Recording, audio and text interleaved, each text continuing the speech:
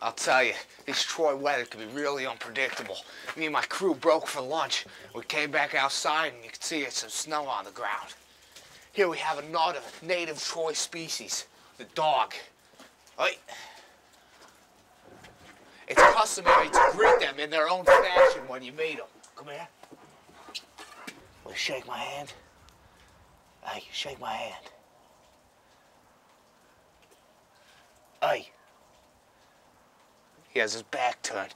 He's defensive. He's starting to let his guard down. Hey. Hey.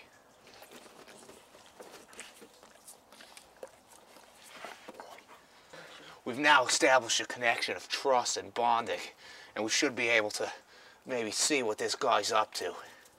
While dogs are not usually able to survive alone in the harsh Troy climate, here we see an example of a wild dog that has found a very successful strategy. Its key to survival is its unique habitat and its high intellect. Follow me inside. You can see that the dog has learned to plant crops. In this way, he doesn't have to rely on undependable food sources like his cousins, the feral dogs, do. You can see the crops are in the dormant state now, but I'm told by the locals that when you see them in full bloom, it really is a remarkable sight. This dog's life isn't as peaceful as it looks. It's constantly at war with marauding dogs of the feral gangs I mentioned earlier. If it fails to protect its crops from these gangs, it will surely not make it through the next winter. You can see that for protection against its enemies, it has erected a fence around its territory. This poor dog has resorted to eating sticks from the ground, just a sign of how rough it can get in this area. Many dog farmers in this area are not able to stand up against these gangs on their own. Usually one gang will offer to protect the dog and its family in exchange for some food. The gang sometimes takes as much as all of the farmer's food supply. This leaves the farmer with barely enough for their family, but in some cases, this is better than not having any protection at all. Here's an excellent example of what happens when the feral dog packs start coming around. Now, it's a good thing that that fence is there, or otherwise, this dog would have no food left.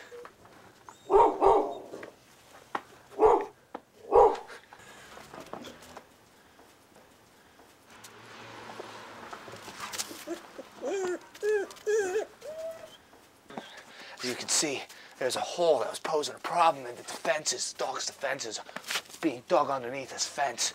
So what the dog has done is placed a rock there in order to keep the other feral dogs from getting through.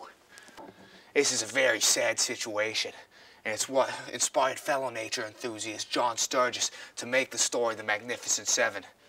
Sturgis chose to tell his story with humans rather than dogs because dogs are such notoriously poor actors and rarely get their lines right. It really makes you feel for these poor dog farmers, but that is nature, and as a documentarist, I have sworn not to intervene. There are some breeds of dogs that take the strategy of farming even further. In the UK and parts of Europe, there's a breed known as the sheepdog. Now, there are documented cases of the sheepdog keeping herds of livestock for its own consumption. They've been known to keep herds of cattle, goats, and of course sheep. Now, this is unique because the only other animals in the world that are known to keep livestock for their own purposes are, of course, humans and some species of ants. But by far, the most common animal found around campus is the common mouse. Mice typically like to sleep in the ceilings and the walls by day, but at night, when you sleep in your bed, they like to come out and crawl around. They like to seek the comfort of a warm bed, and I'm told that to deal with this, some of the Troy natives, the Troilets, will often put a mousetrap underneath the sheets. Now then, I'm in the residence of one of the locals, which means there's gonna be mice living here. What you gotta do is search for the whereabouts, signs that might tell you where they are. See if we can find anything up in here. Okay, yeah, that's what we're looking for right there. Let's see. Okay. Oh, come on, little bugger. Oh. Dropped it. Yeah, got one.